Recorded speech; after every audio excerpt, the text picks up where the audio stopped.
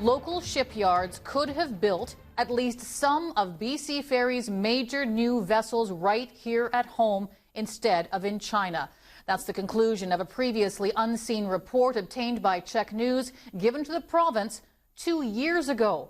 The report outlines how thousands of jobs and billions in economic revenue were possible under a plan to phase in construction of 7 new ships here in BC, creating a homegrown maritime shipbuilding industry in the process. Instead, the BC government and BC Ferries announced in June it was contracting with a state-owned Chinese shipyard in a move that has sparked national outrage. For more, let's bring in Rob Shaw at the BC Legislature. Rob, you got your hands on this report. It's blockbuster. What does it say?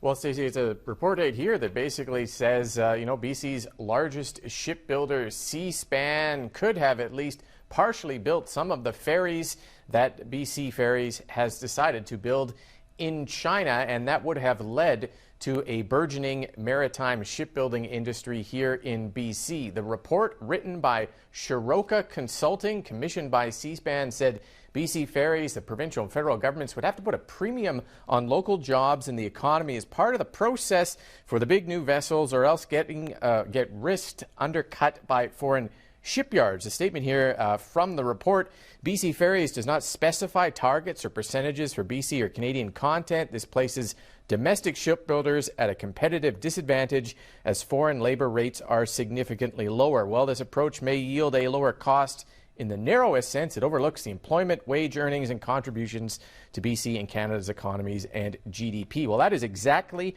what happened when China, with one of the world's largest ferry shipyards and one of the world's worst human rights records, won the bid in June. Seaspan and Canada's largest shipyard, Davie, both said they ultimately didn't bid in the final phase because they had no hope of competing when they pay Canadian workers a living wage and follow things like environmental laws. The report listed a host of benefits had government followed through. One option was to just outfit the foreign-built ships in BC. That would have generated more than 4,000 jobs and $500 million towards the economy. The other option, BC shipyards start taking over partial construction on ships 2 to 4, full construction for ships 3 to 4 after that, creating almost 10,000 jobs and more than $1 billion for the economy. In that scenario, BC gets more than $200 million in taxes alone, more than it puts into BC Ferries annually for a subsidy. Now, the BC and federal governments appear to have ignored this report in the 2 years before the China deal. Then they claimed to be disappointed